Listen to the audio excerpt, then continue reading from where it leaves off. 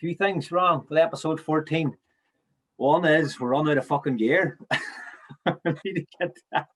We need to get the boys from Watson's Menwear up the town there to maybe sort us out. Or I don't know, Chief, where would you shop usually? Leicester Spears? No, well, I do a lot of online shopping now, Keith. We live in the on-demand digital economy, as they say. So a lot of e-commerce out here in Dubai, Chief. But now this is the third time this little shirt has got us out, and so I would. It looks like it's more than the third time, to be honest. Looks like that shirt's been out and about many a time. That used to be my number one shirt when I went to the Limelight. What's it? So, the wee Farah number. Wee Farah lad, other brands are available. Nah, but hey, let's be honest about it. We didn't think we'd get to 13 episodes, or 14 episodes. We thought this would have crashed and burned after about 4 weeks. So the wardrobe just isn't equipped for it. But sure, look, it's a good complaint to have, isn't it? Definitely. So I never thought the wardrobe would be taking such a bashing now, me having to run and iron a shirt maybe every Sunday or Monday evening. But it's a good problem to have at the minute. People seem to be enjoying what we're doing, so that's great. The feedback has been excellent. It's great to have that, even though it was a not so successful introduction to our online commentary that we tried for the Harps Waterford game. Apologies again. I'd say now, when people look back on 2020, that'll be a real low point for a lot of people, that they actually listen to us Friday on Facebook Live for the guts of an hour or something like that. That was a real low point, I think. But sure, look, we tried our best, and hopefully we can get it sorted for the cup quarter final. So actually, this is an actual shout out to any of the menswear companies in Letterkenny that want to throw us a few shirts. Because we're struggling to keep this operation afloat, so give us some gear. Big time. So Chief spent all his money in fake tan, so look, he's the threads are going bare. On a maybe not so light note, John Foy, that's passed away recently, another massive Harps fan. Just condolences to his family and that as well. I remember having a few conversations with him, and the amount of Harps memorabilia he had, and the players that he would bring up on conversation. It's another wee thing just to things that have been happening recently. Another good Harps man that has passed away this year. Another great Harps man. He was an absolute gentleman. Obviously, Pat McCann, who we've had on the podcast, was stayed with him and was very close to him. So. Now, he was a great character. I didn't realise how decorated a career he actually had as a player as well. I was reading in Donegal Sport Hub, he won the championship as well as a Gaelic player for McCool's the last time they won the championship. He played for Van Harp's first team as well, which I didn't know. So found out a lot about him as well. But a great character, and as you say, another huge loss to the Harps. Faithful this season. But condolences to his family. He got a good send off, I think. He did, yeah. I actually saw them there outside Fun Park, and they had the song playing, and they had people, clapping and stuff like that there and cheering. Obviously just as a mark of respect, to him as he passed by. So that's as we say, it's a lot of people are struggling at the minute, and when you can maybe see that type of send off that somebody gets, it does raise the spirits of the family and that there as well at a very difficult time for them. But So moving on to some previous guests that we've had. We've had Anthony Gorman there, Tony Gorman last week. We've had Big Flinner, big Cork legend Flinner on as well. Two great characters of the game. Some great stories that the two of them had. I really enjoyed them, to be fair. Big Flinner there, with us meeting Stephen Kenny and things like that there. Those are the stories that we want to try and get out. And I think it's brilliant. Those lads were felt comfortable enough to share them. No, definitely. Obviously, Stephen O'Flynn didn't have a direct link to Harps, and I suppose a lot of our podcasts have been, there's been a lot of links to Van Harps, but he was a bit different. But it was so well received, and so many people knew of O'Flynn, but obviously didn't know the setbacks he's had. He's had a lot of highs, a lot of lows, and I think he came across really well in the podcast. And he's a top man, and he was a great character. And then obviously Gorman, he was brilliant. And again, a lot of people mightn't have heard Anthony have that, give that type of interview before. They might have read stuff in the newspaper and that, but I think as he came across brilliantly again, and that was a great podcast and very well received. So Well, hopefully it was great to crack to have the rest of the Gorman family on too. You know, Sheila was on, you know, Dio was on for a bit. The dogs, Poppy, I think Poppy made an appearance, and Joel made an appearance, so it was good. The Brady bunch there for a while, but Gorman was brilliant, and I think another great man tonight. A lot of excitement posted about Tom coming on, and it was well received by the Fun Harps fans, who still revere, he's still well revered. So looking forward. I don't really know Tom that well, so it'll be good to get a chat. Yeah, I think this will be as I suppose, we've heard a lot about the man.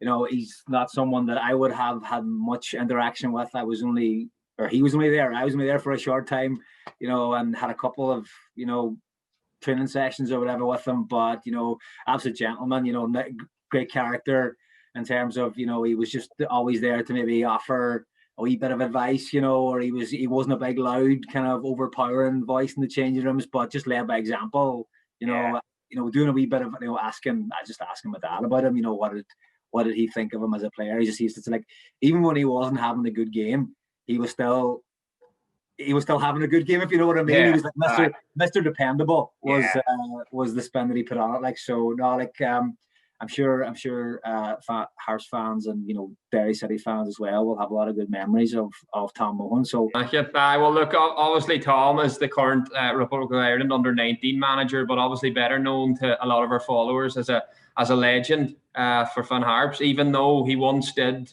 play on the dark side for our biggest rivals and helped them to a league championship. But all's forgiven. He forged a great career for himself at Harps, and we're delighted to have you on. Although Felix did say, he was only an okay first division midfielder, so that makes me feel a wee bit better, because sometimes you have a bit of an inferiority complex. So I'm going to be interested to hear more about the camp later on. But thanks a million for coming on, Tom. Pleasure to have you, and we're looking forward to it.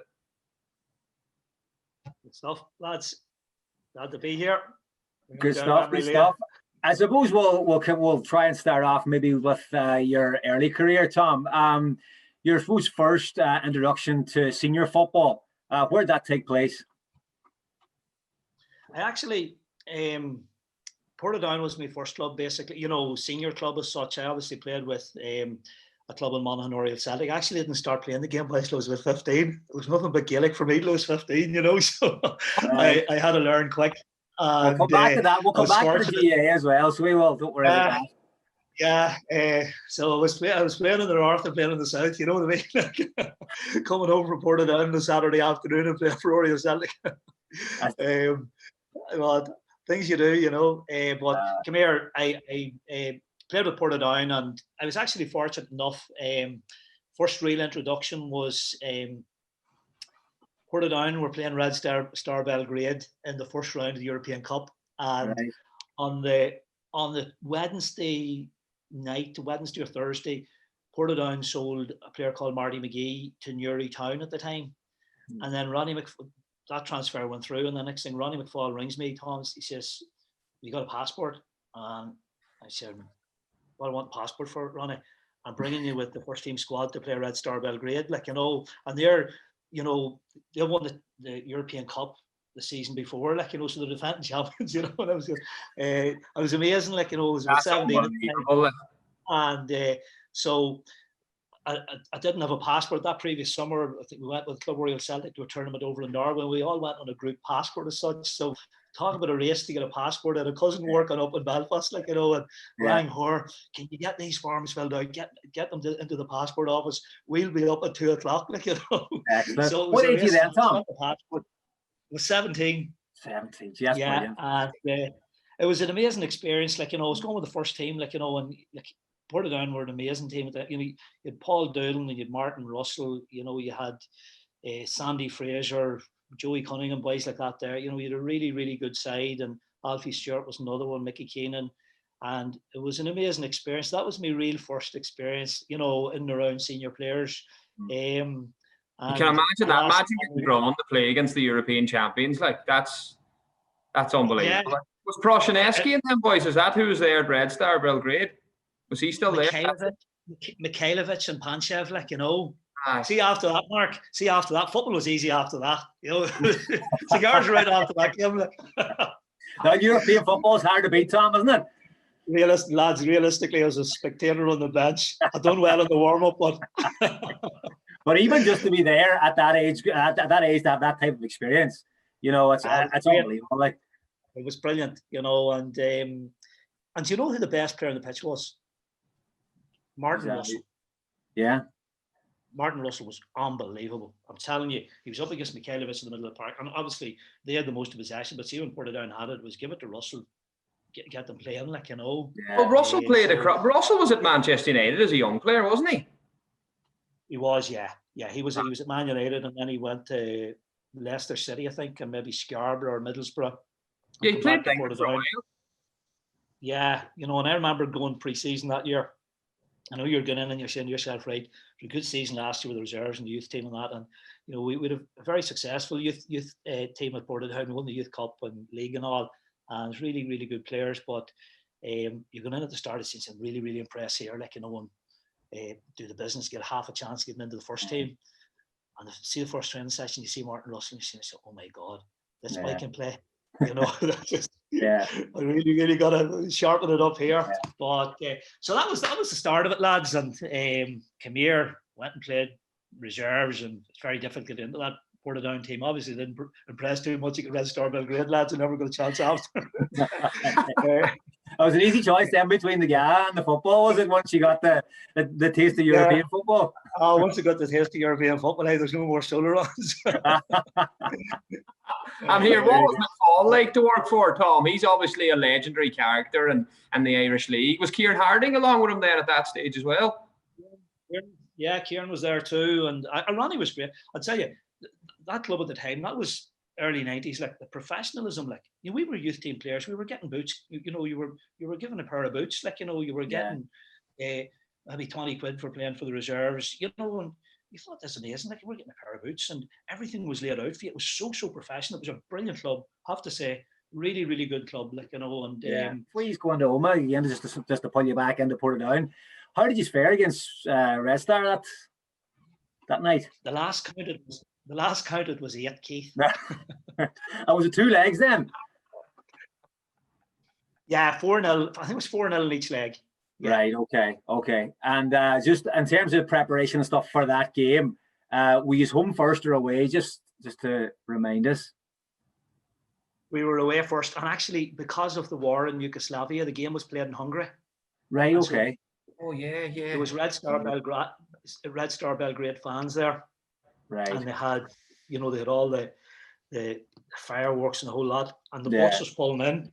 Just as the bus was pulling in, the bottles and the bricks start hitting the window, like, as if we were going to go and beat them, like, you know. You know, so well used to that.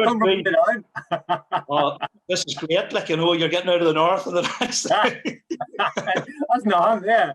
I should have gone to Windsor Park. Yeah. So that's one of my memories of it, like. Yeah. We had a really good side. So there was we had like John Crilly was in the middle of the park. You had Mark Donnelly at centre back, Tony Blake in goal. Like, you know, you had a very good side. You had Stevie Johnson at right back, and Michael Call at left back. There was really, really good players. Like, there's a lot of Derry players, like, you know, but I have to say, you had Eamon Kavanagh too. Eamon Kavanagh's a very good player, technically very good. Oxo was there. Remember Paul McLaughlin? Yeah. Oxo used to come in at half time and it'd be 0-0, and Oxo would say 2-0 up, Tom. I says, what are you on about, Oxo? I said, I'm not seeing me not making 2 of them there. He says, that's what the game's about. He says, you have to have fun. That's a good attitude. He says, 2-0, you know. He says, not make them, stick it through their legs. He was a great man. You know, when you talk about senior players and the changing them for young players, he was fantastic. Like, you know, he was very, very selfless sort of a character, like, and very good with, you know, a very good people's person, like, and great to instill confidence in you and belief. And you know, you played well, you come off the pitch, and he'd be instilling you, you know, reinforcing the really good things you'd done. And he was, you know, I have to say, he was he's a real character, and very good for my career starting off in senior football. So tell us about your first meeting with Felix, because we obviously worked under him, and he's a great character, like, you know. But what was it? Can you tell us the first time you met him? Did he ring you? Did you meet him face to face when he told you he wanted you to sign for Derry?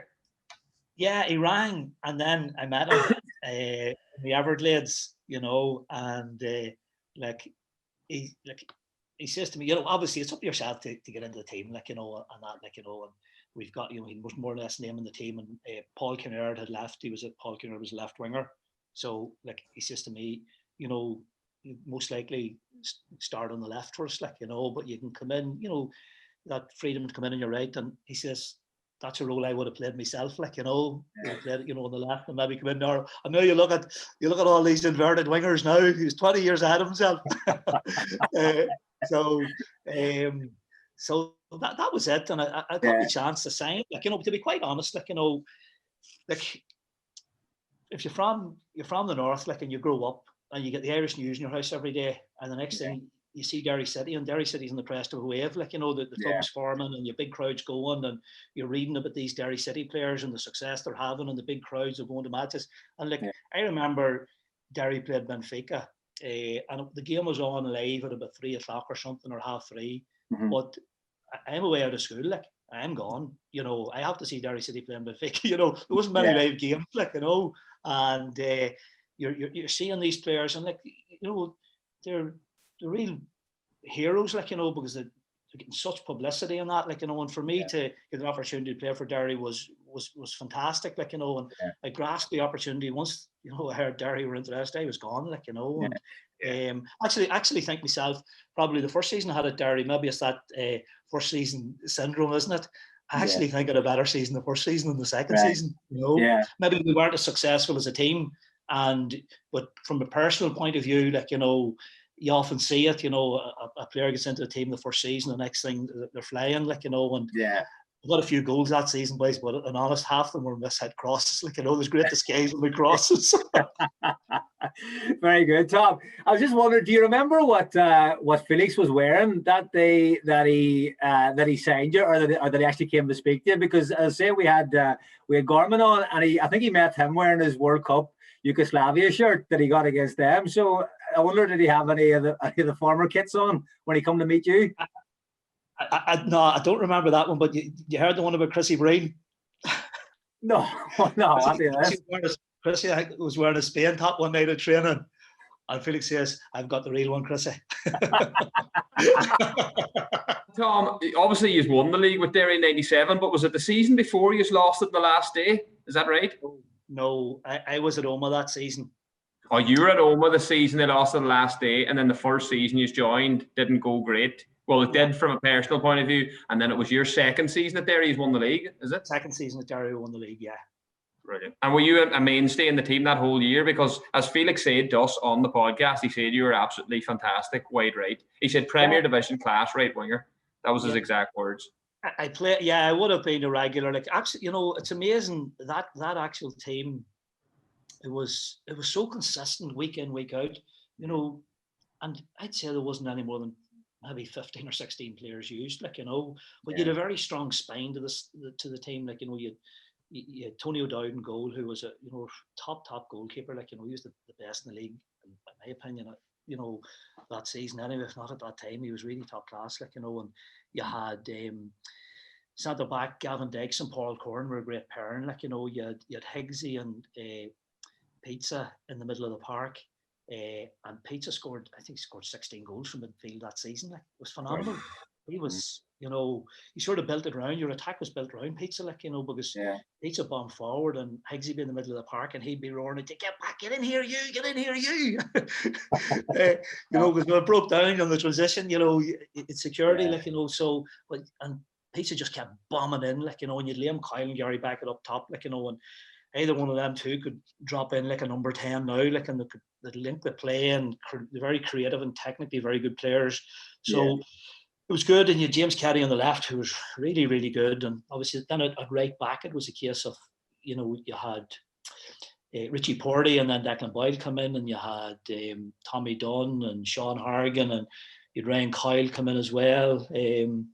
Ryan Sample was another player, and then Hargey could go and play up front as well if you needed goals. So it was a brilliant season. Like, you know, there's no doubt about it. As I remember, towards the end, the last 3 or 4 games in the cup semi-final, I picked up hepatitis, like, you know, and it hit me. It hit me for 6, like, you know. It was really bad one, so I missed out on the. Were you being a bit of a pup about town, Tom? Whichever way is Mark. Derry girls, say Tom, them Derry girls, you know, watch out. So come here. You were rattled. It was I'll tell you what, it was no laughing matter at the time. I remember going in on the Thursday, the boys in the cup semi-final on the Friday, and I'm saying to myself, geez, will I get back for the cup final? But we won the league, like, you know, but came to the cup final, and it was a really, really sad time, the cup final, for Tony O'Dowd's brother passed away about 2 days before the cup final, like, you know, and it was Lord of mercy. And I'm like, you know, it was very, very tough time, you know, for the team, and obviously horrendous. Did Tony play in the cup final? No, he didn't. Declan Devine actually played in the cup final, you know. So that was, come here, it was, and we were going for the double, like, you know, and the team was really, really, you know, in good form, and that really, really knocked everybody. To say, like, you know, and those football's irrelevant in many ways when something like that happens, isn't it? It is, like, you know, and everybody was just, you know, the whole team and that, and it was a devastating blow for everybody, and you know. You were obviously very tight then, Tom, as a group as well. You know, if something like that was to have such an effect on everyone in the group, like.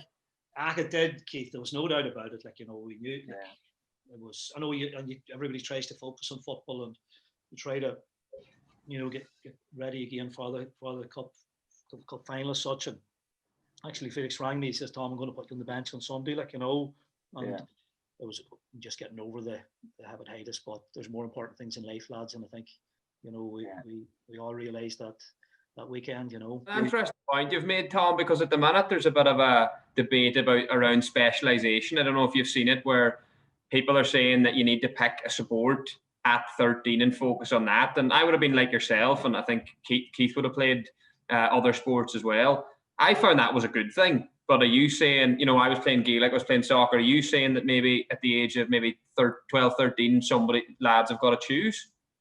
I actually think, boys, it's good to play a variety of sports. There's absolutely no doubt about it. And there's some players I've played with and are, you know, coached as well. And you say to yourself, maybe a bit of physical duel like Gaelic or rugby would have done them no harm. Like, you know, get them used to that close contact and get that physicality of the game, as, you know, to get a feel for it as well. But the skill level in football, boys, is extremely high, and the higher the levels you go up, you know, it's faster. You've got to think quicker. You've got to act quicker. Everything has got to be more precise.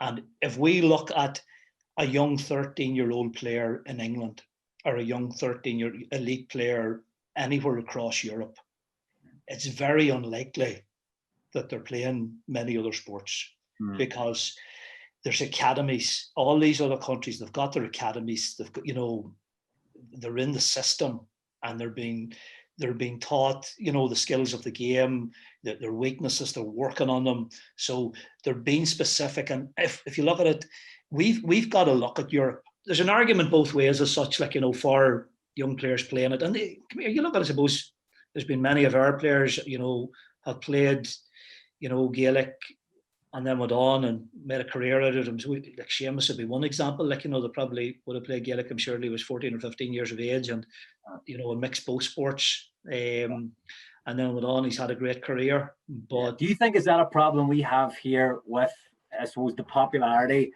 and maybe, you know, the attractiveness maybe of the Gaelic football in terms of what they put into it? You know, that we lose a lot of maybe would-be soccer players because of the GAA. Yeah, we've an unbelievable sporting country, and we're a very unique country. Like, there's very, very few countries across Europe would have, like, you're looking at probably Wales have rugby as a national game. There's Gaelic football in Ireland. There's hurling. There's rugby. you know, Yeah. and you've obviously, and your football, like, so, and we said, hockey as well, Tom, you missed out hockey. Hockey as well. Hockey as well. Yeah, hockey as well. Yeah. You a good hockey player, Mark, you are?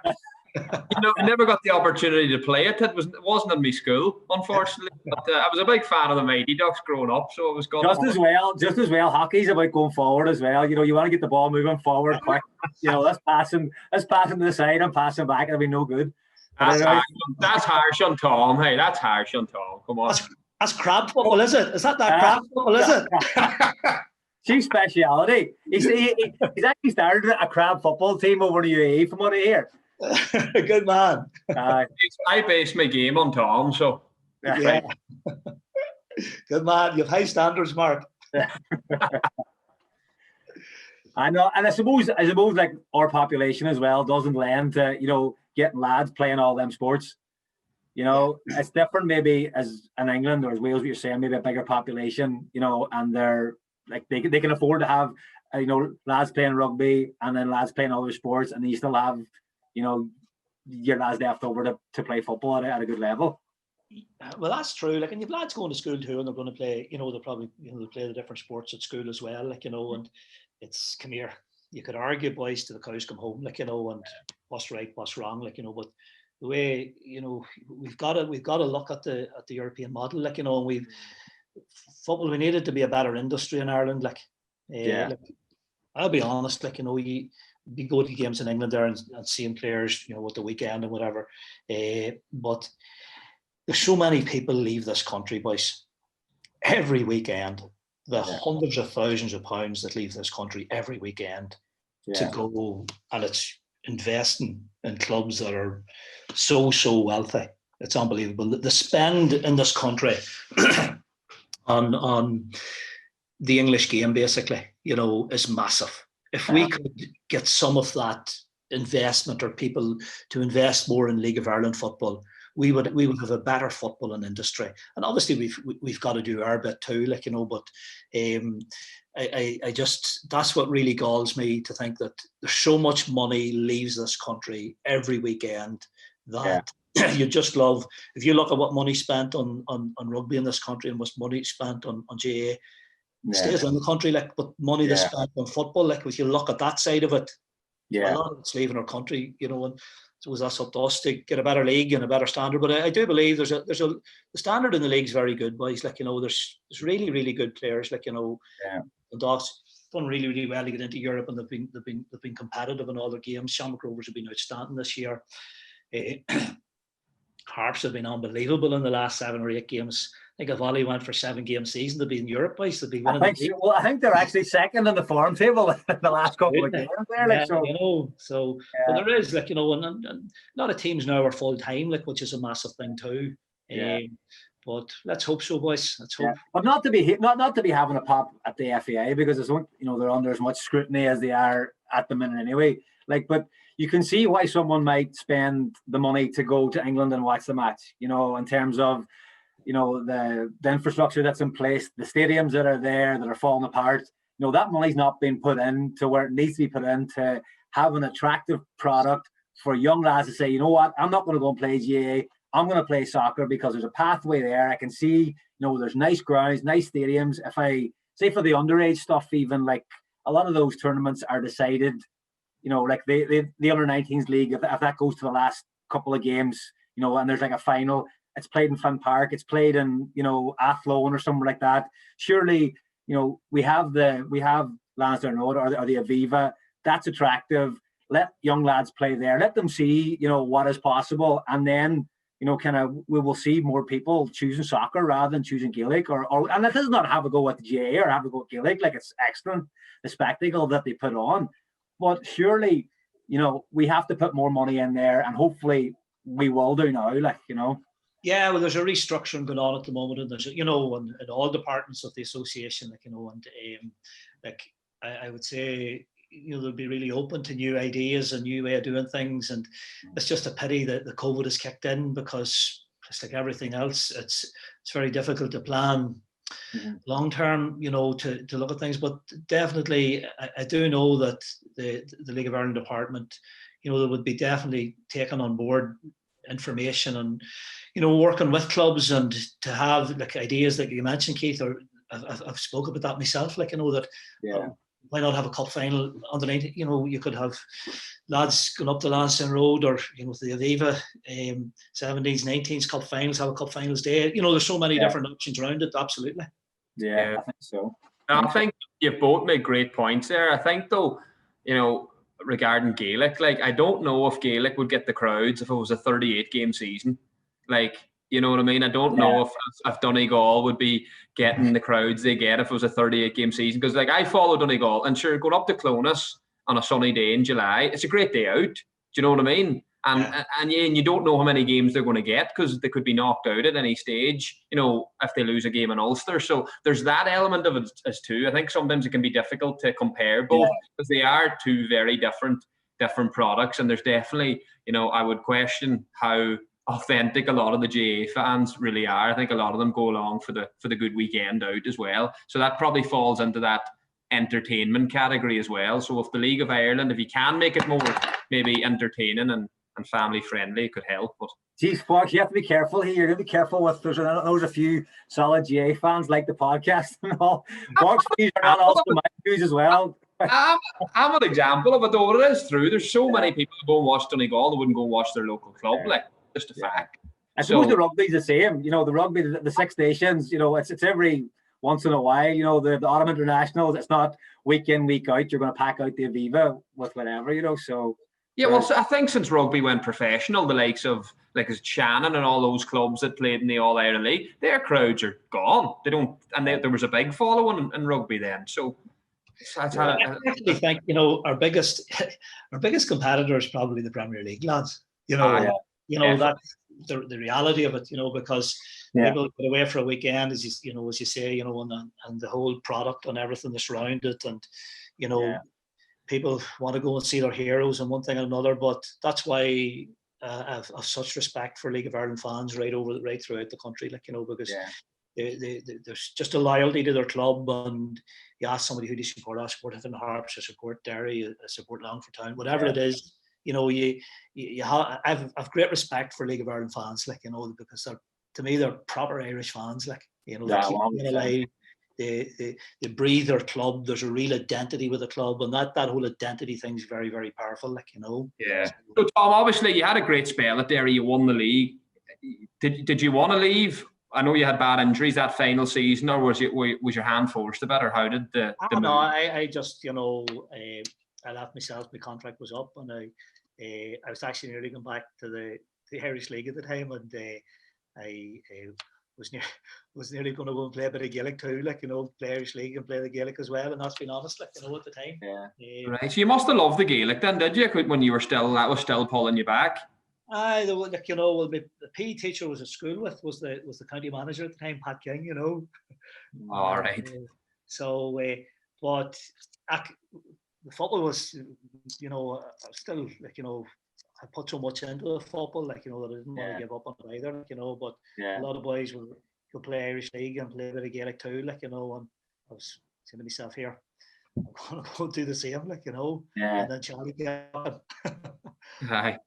Fair play to the boys. I don't know, after playing a match on a Saturday, and then, you get the phone call, come on, are you available? We have such and such in the championship. Are you not thinking, geez, no, I'm sore, I'm tired, I'm this, or is the lure of the club just so attractive, or what's the story? I don't get it, obviously, but go ahead. It depends where you're from too. I've been been brought up in a very strong GA area, and it was a big it's a big decision to go and make your commitment towards football. You got to go and make the most of it, and you're always, your friends are around you, they're close to you, and my brother would have played, and the boys come back and play a year and come back, and but the next thing, Charlie drove up to the pub in Rosslea, the Rosslea Arms, and he come in, he had the form out, and he wasn't leaving till I signed, Right. It was obviously you had a lot of the boys that I would have played with too, you had Pascal at Harps, and Decky Boyle, and you had Kevin Dykes, and you had a number of the boys at Harps, like, you know. So come here, Charlie sold the dream, and the rest is history. So no, Charlie came in and he sat down, had a chat. As I say, he'd been on the phone on, you know, different occasions to me. Obviously, some of the players as well, like, you know, had been on to me as well. Like, you know, they knew that my contract was up and that I was moving on, and it was just a gut feeling, like, you know, you just get a gut feeling and you say, here, I'm going with this, you know, of whatever it is, I'm going with it, like, and you got to go and make the most of it. Did you ever say to him that you wanted to play in the middle of the park? Was that ever a conversation, or did he say that's where he's seen you playing? Or I think Johnny Kenny would have been Harps at the time, wouldn't he? On the right. Charlie bought me to play he brought me in to play on the right wing. Right. Of course, I wanted to play in the middle of the park, like, and sure, I thought it was the bee's knees in the middle of the park. Like. For Harps, was it not? Yeah, the first couple of seasons I would have played wide in the right for Harps, and then I moved into the middle of the park then. So, but when you were playing with Pascal at right back, Pascal was the right winger, and then I ended up being the right back. Like, flying Frenchman. Come here, you let him go because he was that good going forward.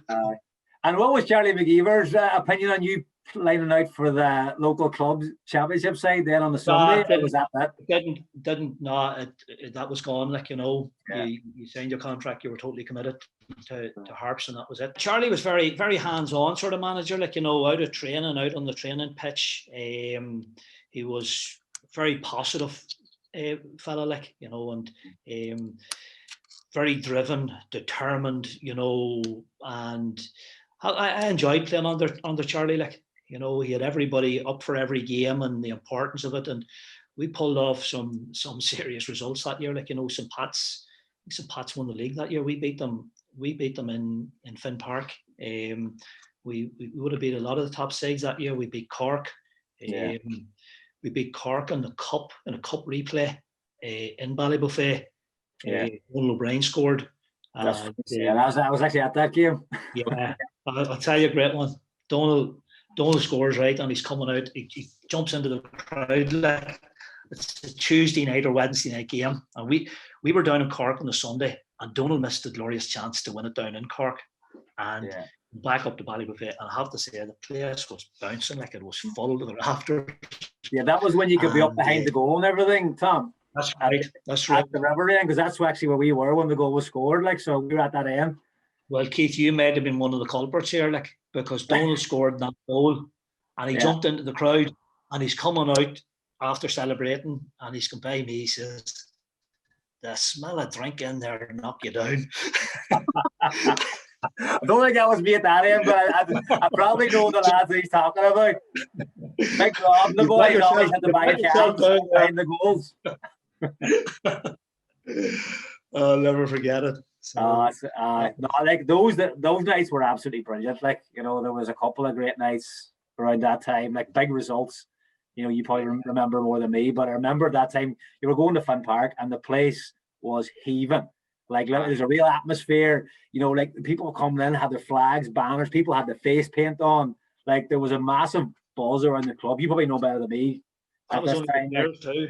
That's only the players. I was the players coming on the Sunday morning training. I thought you played really good football as well. I think that was part of the attraction of watching that Harps team. I don't know if that was Charlie, you know, instilled that philosophy, but I remember just as a young fella, and you know, Minnow and McGranahan, like he was called, Paddy Rivaldo, like I remember the fans would be going nuts because he'd beat a man and then he'd beat him again and then he'd beat him again and then he'd eventually lose it. But he was such an entertaining player. But I remember that team. How do you think the players felt?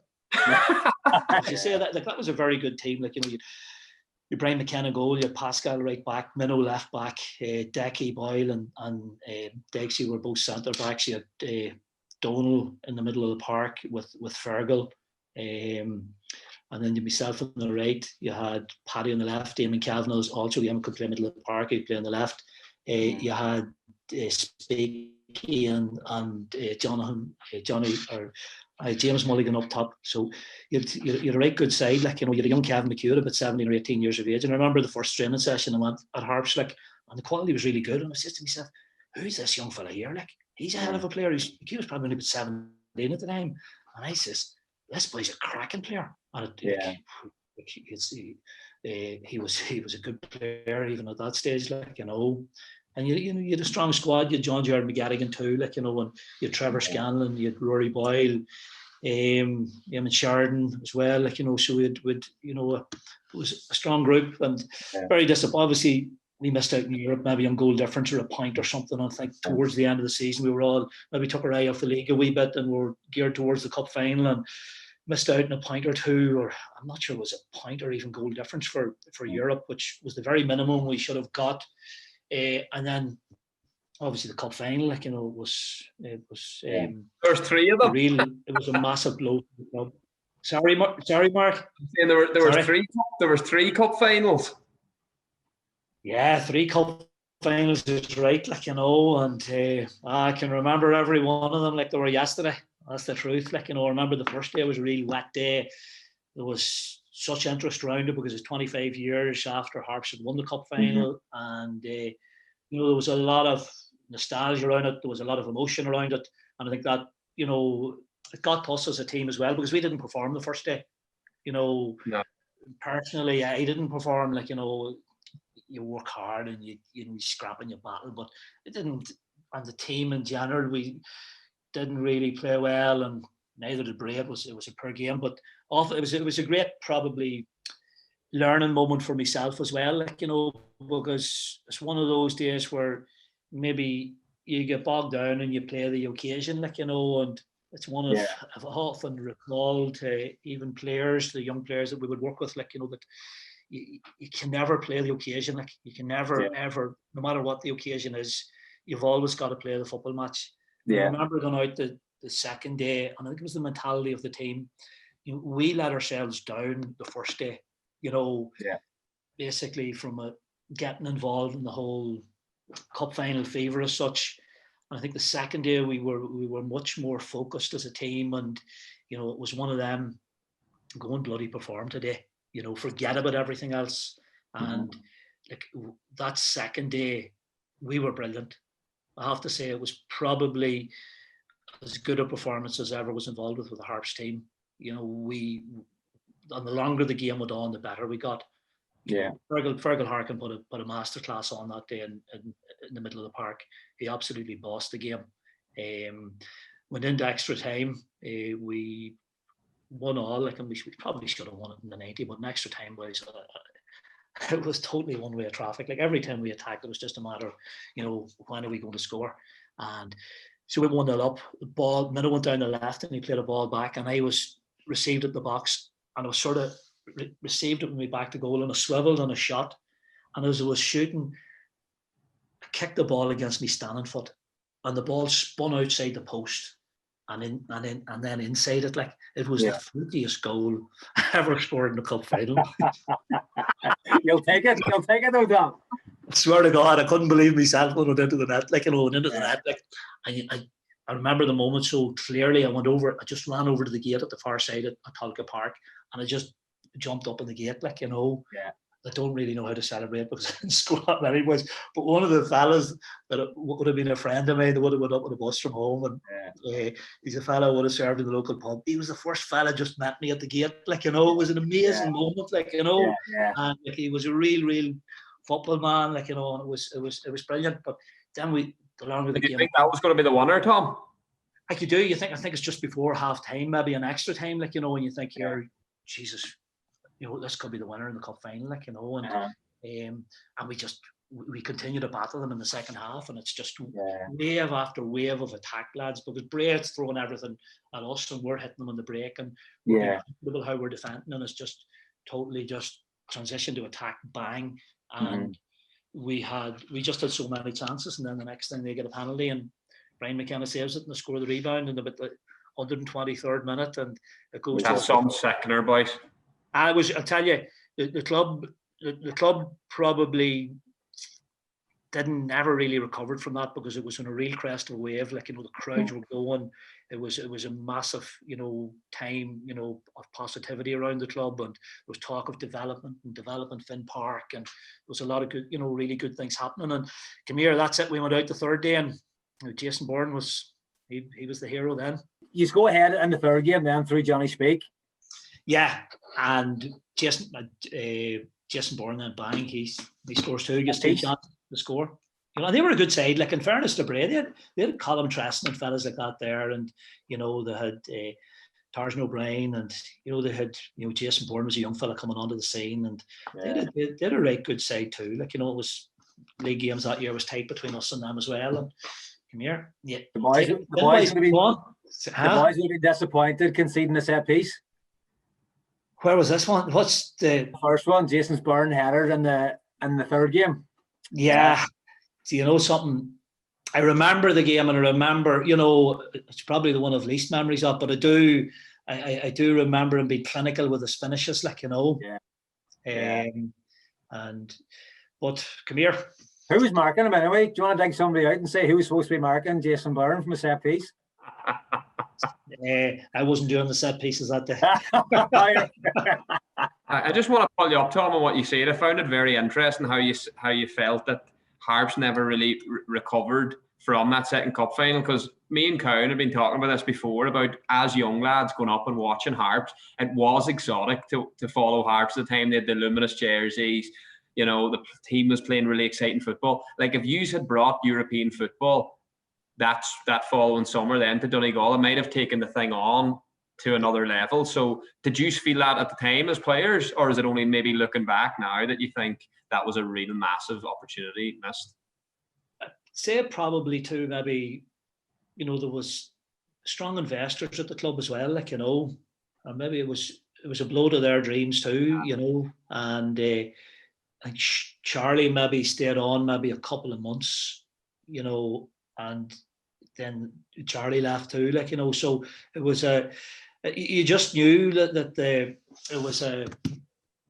had a massive negative effect. And I know you shouldn't let it on as players, you shouldn't let it, like, you know, but there's no doubt about it, because it does have that effect, and probably maybe should have come back stronger in that. But, you know, even off the pitch, maybe there wasn't the same investment being put into the club, and that's the gamble you take, you know, as a lot of League of Ireland clubs are the same, like, you know, and they appreciate those people that really dig deep into their pockets and put their heart and soul into the club, and you know, take the chance. But come here, you move on, lads. That's it. It's good therapy. It's good therapy. You're getting it all out eventually, Tom. It's going to be 21 years to get over it. Wait till we get to the penalty kick. I was going to mention that to you. All right, you know, like I've been in a similar position myself where a penalty kick could have been massive, but I got away with mine in the semi-final there against Cliftonville, where Elliot Morris got me out of jail when he saved the last one. So yours didn't. You didn't get away with yours. You want to talk us through it, or the whole build up to it? This is therapeutic for you, Tom. This is therapeutic. Yeah, it's good for you. It's great. I'm only talking for the last 15 minutes about losing the cup final, and Keith's coming in there about talking about winning the cup final. You know, that's lovely. Congratulations, Keith. Well done. Brilliant. Not here, my friends, Tom. Good man. Come back to that one, Mark. What were you saying? No, I'm just saying it's a therapeutic experience for you. But Cowan was asking you. Obviously, you missed a key penalty in that shootout, that playoff relegation promotion game. I mean, that must have been devastating. Another game you probably should have won before going to penalties. Would I be right in saying that? Yeah. Come here, McHugh, Kevin scored a hat-trick that night. Hat-trick.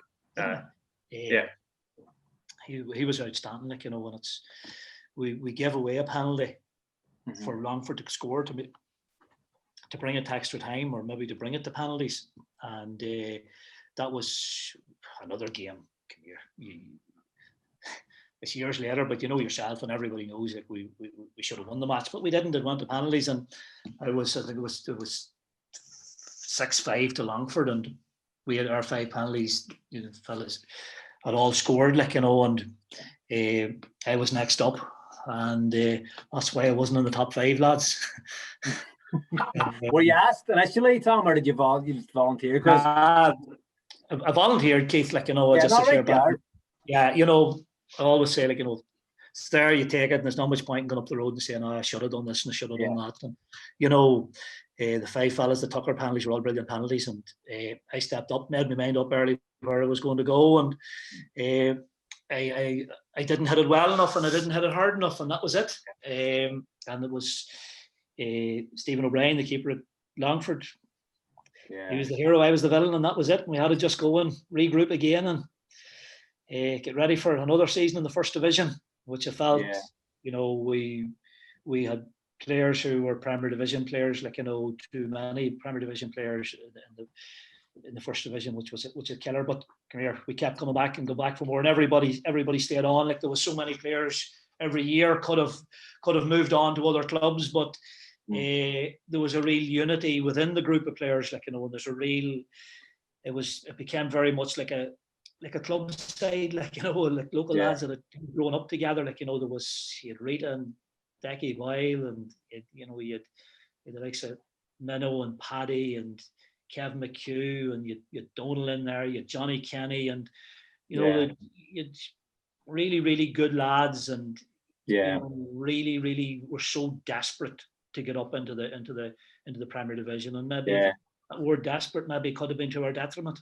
I might have been the only fella from outside Donegal playing for Finn Harps, myself and Johnny Kenny maybe at a stage, it was really a homegrown group. And Luca, I don't think Luca's originally from Donegal, is he? I think he's from the Fermanagh Donegal border there somewhere, isn't it?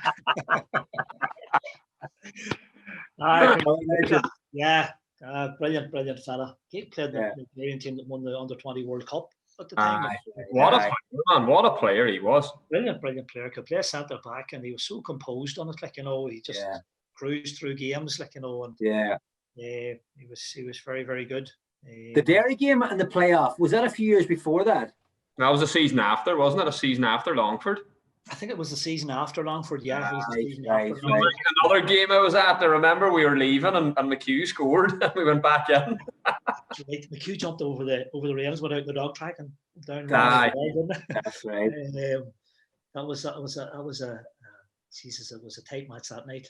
We were so close to it as well, and it was Liam Coyle's last match, wasn't it? And got the winner.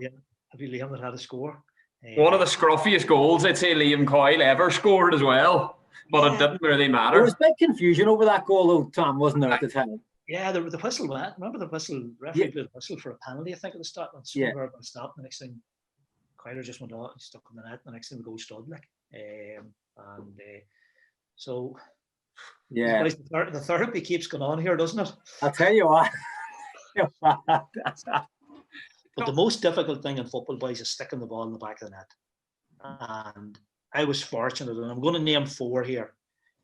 Speaky, Kevin McHugh, Liam Coyle, Gary Beckett. 4 top players, and it was to play with those boys and have an understanding with them, and know that here these boys can pull one out of the bag. It helps any midfield player, so. But it was great, to play with those players. And I'm back to the question again, about midfield. I just loved the battle. I just loved to get, no matter who it was, I didn't care. You're going to play against the best of them. Here, you go and prove you're better than. Good luck to you, Well, that'll be motivation for you, Tom. So when you were lining out against, the likes of your Bohemians and Cork and the big teams in the League of Ireland at that stage, were you rubbing your hands thinking, I'm going to be playing against Doolan tonight, or I'm going to be playing against whoever? Who's the lad that you love playing against and love maybe getting one over on coming the end of the 90 minutes? We played Shelburne in a cup match, and Shelburne were flying in the Premier League, and we were first division team, and we beat them. We beat them in Finn Park. Who won? Niall Cook. We won. We beat them. Niall Cook scored. Kevin scored and Niall Cook scored. And Minnow was actually was playing for Shelburne, and he scored direct from the corner, didn't he? Scored direct from a corner. That's right. I remember that. Remember that. So that was a memorable night, because I think Shells and Pat Fenlon and Paul Doolan in the middle of the park that night too. The really good players, and you had Donal in alongside me, and always had a very good relationship playing with Donal in the middle of the park. Whatever it was, you complement each other well, and experienced fella, and good understanding. Was he the one that you enjoyed playing against or playing with most? Did you like Donal beside you? probably played more with Donal than anyone else. Probably there was a 2 or 3 year period, like, you know, but if it was to put my head on the block and say that, you know, the best centre midfield player, you know, that I would have played with at Harps, you know, would have been Fergal Harkin. You're seeing as you put your head in the block, we were going to ask you some of these questions. So you put your head in the block in terms of centre midfielders. You went with Fergal Harkin. Cowan, you were wanting to ask him one about the legendary centre halves he played with at Harps. All right, so two of the big centre halves you would have played with, obviously, Shane Bradley, Declan Boyle. You have to pick one. Who you picking? Who you putting in? Sorry, Rita, but it's Declan. Declan Boyle. Why? Come here. I thought he was a great captain, right? Because he had a great temperament about him. You know, he was, no matter the occasion, no matter what the game was, Declan would never get flustered. You know, he could play out from the back, he could play long. When you had to roll the sleeves up, do it both ways, he could. He was a good footballer, he's a good passer of the ball. And like, I just, come here, and Rita was phenomenal in the air. Brilliant, and he scored so many goals for us. Like, and he was a very good footballer, Declan. Like, you know, he could step into midfield. His range of passing was very good. Really, really good leadership qualities. And as I say, Rita was very good too. And I mentioned earlier, he scored so many goals, so he did for us as well. But it's Declan. Fair enough. Now, you mentioned 4 top strikers. You played with Gary Beckett, McHugh, Speak, Liam Coyle. Now, I think probably most people would say Liam Coyle is probably the best player in the League of Ireland, so we'll leave him out of it. Speak, McHugh, Beckett, which one of those 3 would you pick and why? Again, tough question. I would have played longer with Kevin than Speaky and Gary, you know, and Speaky, Jesus, that's how you want, boys. He's hard afraid of asking a hard question, are you? Like, you know, but, Kevin McHugh. Obviously, I did play with him a long time, but the games were tight, 1-1, 0-0, big games, big players step up, and McHugh never failed. Have you got any other quick fire questions for him, Cowan? I've got one for you, just it's a goalkeeping one. Yeah. Gavin Cullen, James Gallagher. Which one would you be going for there? 2, again, they're all top players, but if you had to pick one. Yeah, come here. Two really good ones. Gavin Cullen had a real purple patch of a season one year, done really well. That's good. Come here, James was really good. And James was in goal the year we won the league, and he was excellent, like, you know. I'm going with James. The best player I would have played against would have been Tony Sheridan. Played for Shelburne? Yes. A tie between him and Wes Houlihan. All right, good. Yeah. Both of Chelsea. Just different level, Tom, or what was it? Did you just think these boys are in different wavelength? Like? See, the really top players, you know, they see things so much earlier than everybody else. Their awareness, their you know, game understanding, it's just, you can't get close to them to tackle them. Yeah. You're closing them down at an angle, ball's gone. They can play off 1 and 2 touches. Like, both those fellas, you know, they could find space, the open body position, they could their disguise, their range of passing, their ability to drop a shoulder, their first touch was in their head. Like, it was already, the first touch was already taken before, you know. Yeah, and Liam Coyle was another one of those type. Like, you know, obviously I wouldn't have played directly against Liam. He was a centre forward, but those type of players were, they always had time on the ball. Like, you know, they could slow the game down to slow motion. Like, right, we're going to move on now to your management career. Obviously, like, you've had some incredible success with the under-19s. How did that come about, Tom, in terms of moving into your coaching and getting involved and into an elite level of coaching? Lads, I was very fortunate at about 15 years of age to meet Sean McCaffrey. Sean managed the underage international teams, but when I met him, he had been at Leicester, he'd been at West Brom. Sean was from Monaghan, and Sean took, he was starting a club up in Monaghan, Oriel Celtic at the time, but my father met Sean's father, started chatting to football, and says I should call out the house. So called out the house one night and started chatting with football. And I had been I was in the Northern Ireland under 15 team at the time. Then I got a trial for Northern Ireland, and then I played a game against Switzerland, and it might have been my 5th game of football ever.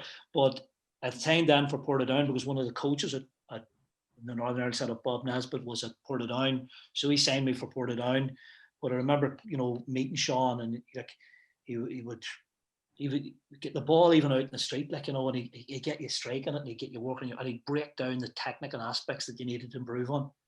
And he actually, he would say, you got to go into a local handball alley, you got to work on your touch, you got to work on your passing, you got to work on, various aspects of your game, like, and he would have brought teams to tournaments for us, like, we would have went to Norway, Holland, Belgium, as a group of young fellas from Monaghan, like, and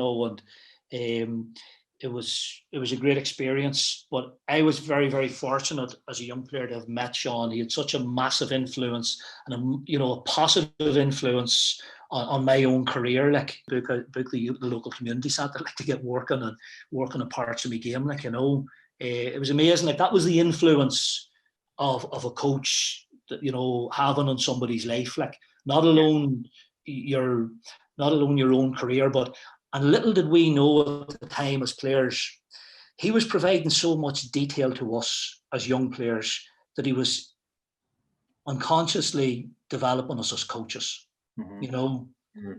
and that was very, very powerful for me, like, as a young player, and that, carried on throughout, and even throughout my League of Ireland career, like, Sean would be ringing you, maybe how's things, what's happening, you maybe give him a call and say, geez, I need to work on this, Sean, or I need to do this better. Like, I would have been one of them.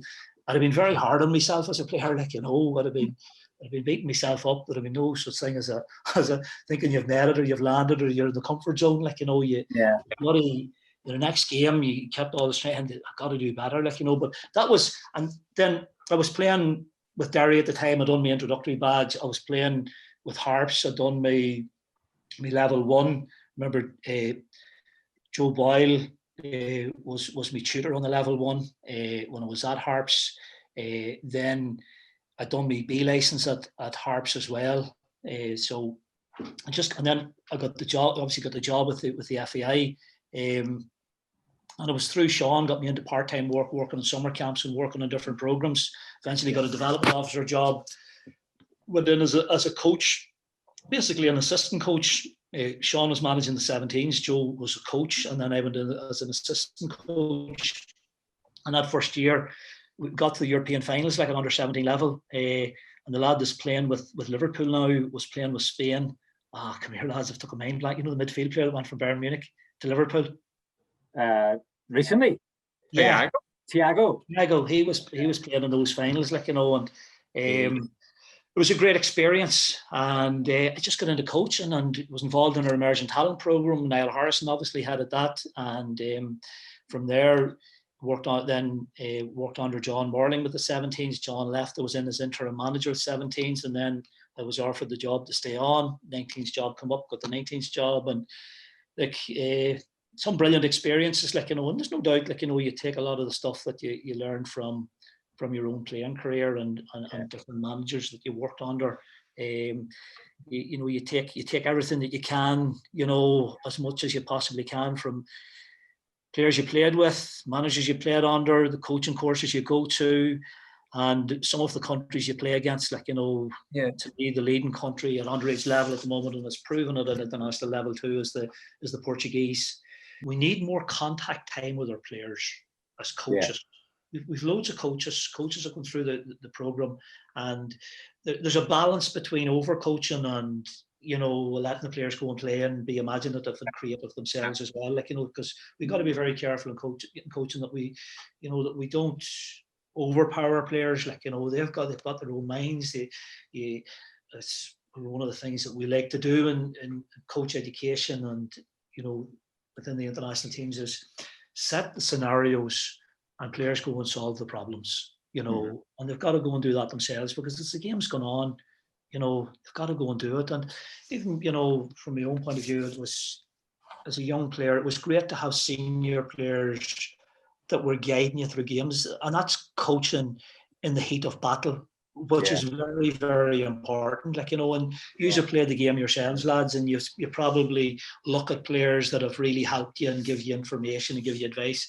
And maybe you look at players and say, here, I think maybe the information's not that good, like, you know, but it's very, very important. Like, I think that's where you know, Harps, you know, well, I know a couple of coaches have changed there recently in the last year or two, but having somebody like Declan Boyle, having somebody like Kevin McHugh coaching these teams, like, you know, like, talk about credibility in terms of a coach, you know, and yourself obviously as well, you know, having played the game, you know, having, you know, being a respected member of those teams, you know, like, surely are these the lads that we want to put in those positions, lads that, not saying that lads that haven't played at a high level won't become good coaches, but is it more attractive to young lads coming through if these are the lads that you're putting in those top jobs?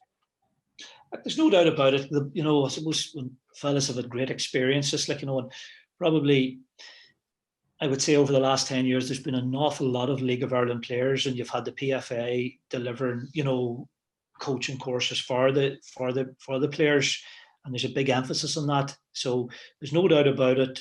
Fellas that have played at that high level and come back and, you know, are educating the players, it's great. But you're also going to have really, really good coaches who have worked at grassroots and, you know, who may not have played at senior level. And there's so many competencies that go to make a very good coach.